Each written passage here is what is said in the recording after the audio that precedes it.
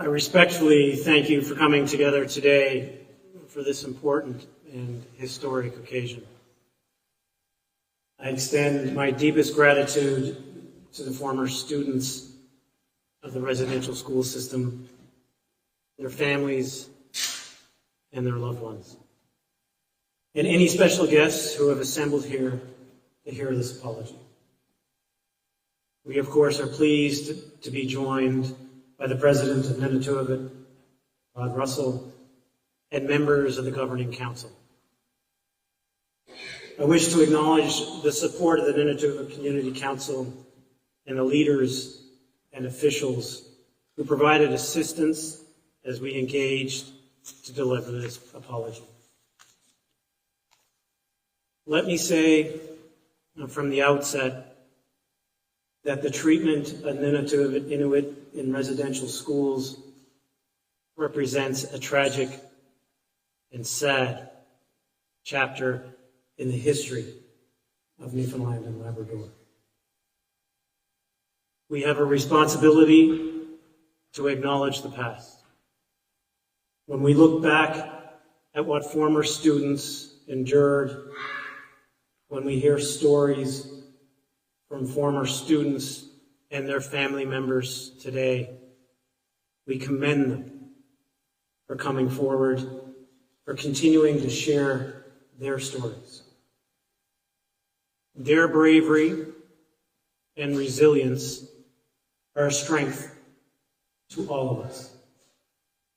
Therefore, we make the solemn pledge that history is not forgotten and must not be repeated. The International Grenfell Association established schools with dormitories.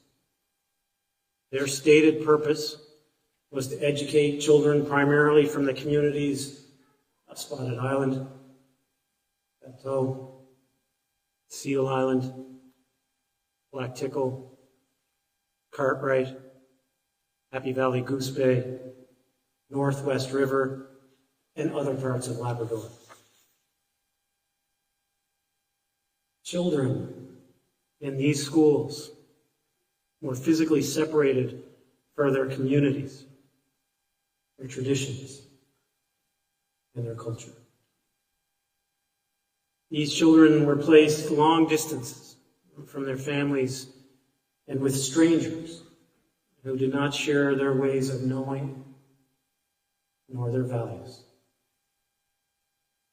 We understand that these actions disconnected children from their Inuit culture. For many of you, that loss was severe.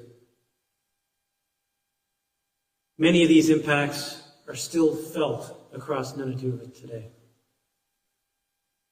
Many students were neglected.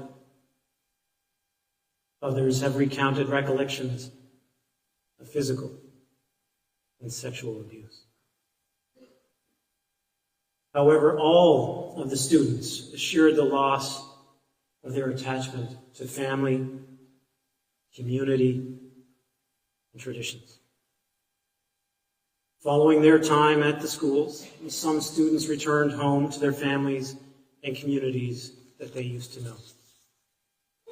It was especially difficult for students who carried the incredible weight of traumatic experiences, of grief, of violence, of abuse, social and family dislocations, and mental and physical health issues. The benefit of hindsight tells us that the practices and traditions learned at an early age and developed throughout the formative years became eroded by a system that was intended and designed to assimilate Inuit children into a different culture. There were attempts to make amends for what has happened. On September 28, 2016, the Supreme Court of Newfoundland and Labrador approved a settlement for the survivors of residential schools. There was a financial settlement to compensate students who attended the residential schools in Newfoundland and Labrador after 1949 who suffered abuse. This came about because former students stepped up and spoke openly, however painful their experiences were. This settlement did not come about overnight. As time passed, so too did some of the students. They were not able to hear an apology nor receive the compensation they deserved. However, they are remembered for their bravery, and they are not forgotten. So today, with a heavy heart, I respectfully and humbly offer an apology to the students of Nunavut who attended residential schools in Newfoundland and Labrador. As Premier, and on behalf of the people of Newfoundland and Labrador, I extend this apology to the students, their families, and to the people of Nunavut. We are sorry. We are sorry that former students experienced neglect, abuse, hardship, and discrimination at the hands of people and institutions who were entrusted to provide care and nurturing. There was a failure to treat the children of Nunavut with equality and respect. There was no regard for Inuit traditions, values, and ways of knowing and being. As Prime Minister Justin Trudeau stated, saying sorry is not enough. Simply apologizing cannot turn back the clock and undo the harm. The tragedy of enduring separation from families and communities is something you live with every single day. My words here today do not suggest that an apology relieves the weight of that pain and suffering that you all have endured.